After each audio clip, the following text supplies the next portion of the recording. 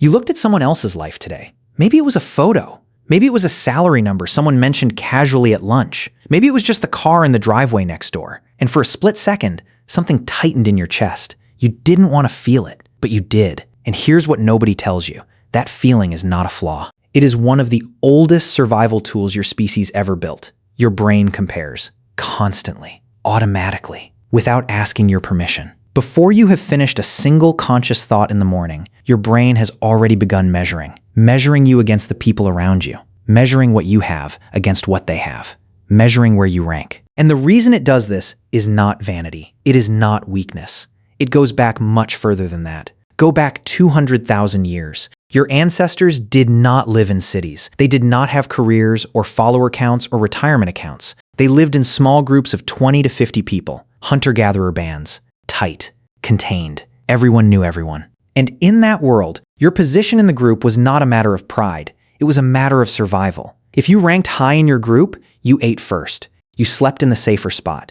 You had access to mates. You got help when you were sick or injured. If you ranked low, the opposite happened. Resources thinned. Protection thinned. Your odds of making it through another season dropped. So your brain evolved to track your social rank the same way it tracked predators and food. Obsessively.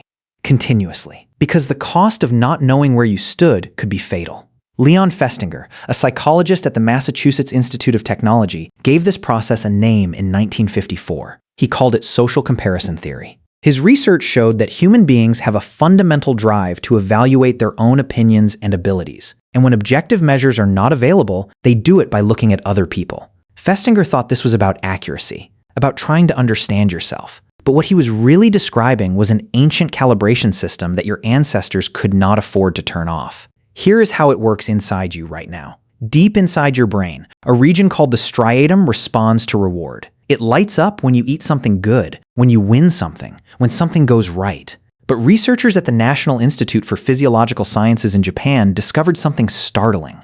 The striatum does not just respond to what you get. It responds to what you get compared to what someone nearby gets. Your brain literally encodes relative gain. Not just gain, relative gain. Meaning your brain can receive exactly the same reward and feel less satisfied if someone else received more. You are not imagining it. The machinery is real. This is why a raise can feel like an insult if a colleague got a bigger one. This is why a compliment lands flat if someone else got a louder one in the same room. This is why the phrase keeping up with the Joneses is not just a cultural cliche. It is a description of a neurological process that has been running in human brains for 200 millennia. But here is where it gets stranger. Your brain does not compare you to everyone. It is selective. Remarkably selective. Festinger found that people almost always compare upward or laterally, to people who are slightly above them or roughly equal to them, not to people wildly out of reach, not to people far below. Your ancient calibration system is practical. It is looking for actionable information. What do I need to do to move up one position in this group? That is the question it is always running in the background. This is why you do not feel envious of a billionaire the way you feel envious of someone at your own company who got promoted. The billionaire is too far outside your reference group. Your brain dismisses the comparison as irrelevant. But the colleague who sits 3 desks down, who started the same year as you, who you have lunch with on Thursdays, every small difference between your trajectories registers like a biological alarm. Psychologist Abraham Tesser at the University of Georgia studied this for decades. He developed what he called self-evaluation maintenance theory. The closer someone is to you, the more their success in an area you care about threatens your self-evaluation, because they are in your comparison group. They are your benchmark. And when a benchmark moves ahead of you, your ancient ranking system sends a signal. The signal is not pleasant, but it was never meant to be pleasant. It was meant to move you. There is something else your ancestors had that you do not. Their comparison group was fixed. 20 to 50 people. That was it. The edges were clear. You knew exactly who you were measuring yourself against, and you could see all of them every day. Your comparison group was bounded by how far you could walk in a day. Now think about what your brain is being asked to process. You wake up, and before you have eaten breakfast, your comparison group has silently expanded to include millions of people. People you have never met. People performing the absolute best moments of their lives for an audience. People whose income, relationships, bodies, and achievements are presented in curated highlight reels designed specifically to trigger admiration and aspiration. Your ancient ranking system was never built for this. It was built for a village. You are feeding it a planet. Jean Twenge, a psychologist at San Diego State University who has studied generational trends in mental health for more than 2 decades, has found consistent correlations between increased social media use and increased rates of anxiety, depression, and loneliness, particularly in adolescence. The comparison drive did not get stronger. The comparison pool got infinitely wider. The system is running exactly as designed. It is just encountering a stimulus load it was never designed to handle. And this matters because you can feel it without knowing why. You can scroll through a feed for 11 minutes and walk away feeling smaller without being able to point to a single thing you actually lost. Nothing was taken from you. Your situation did not change. But your relative position, as your brain perceives it, shifted. And your brain responds to a perceived drop in relative standing the same way it responds to a real one, with a low, dull alarm. A sense that something needs to be fixed, that you are falling behind. You are not falling behind. But your brain does not know the difference between a curated Instagram grid and a rival in your actual tribe gaining status. It never learned to. It is 200,000 years old.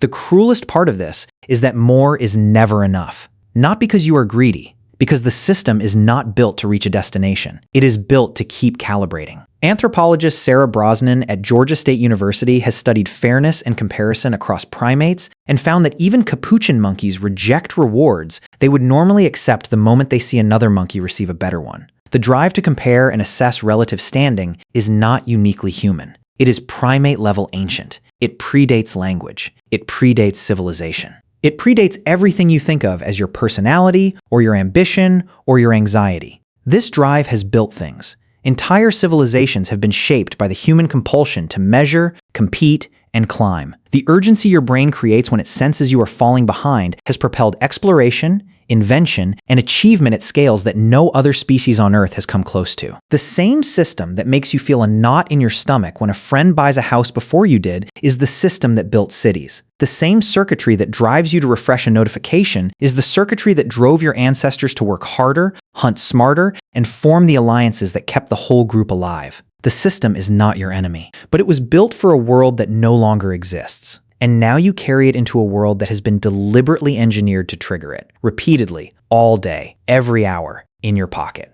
So what do you do with that? You start by understanding that the comparison is not a moral failing. It is a signal. And like any signal, the first question is not how to silence it, but what it is actually telling you. When your brain sends that low alarm, it is not always wrong. Sometimes it is pointing at a real gap between where you are and where you want to be. Sometimes the calibration is useful. The key is learning to ask whether the benchmark you are comparing yourself against is one you actually chose, or one your feed chose for you. Your ancestors had no choice about their comparison group. You do. Not completely. Not without effort. But you have a degree of control over whose life you allow to become your reference point that no human being in history has ever had before. That choice, made deliberately and repeatedly, is one of the strangest and most powerful things available to a modern mind. Tonight, you will probably look at someone else's life again. The reflex will fire before you think about it. Your ancient brain will begin its calculation, and for a moment, that familiar tightening will be there. But now you know what it is. It is 200,000 years of survival code, running faithfully, doing exactly what it was built to do. The only question is whether you are going to let it measure you against a world your ancestors never saw, or whether you are going to point it at something you actually chose to become. Don't forget to like and subscribe. See you in the next video.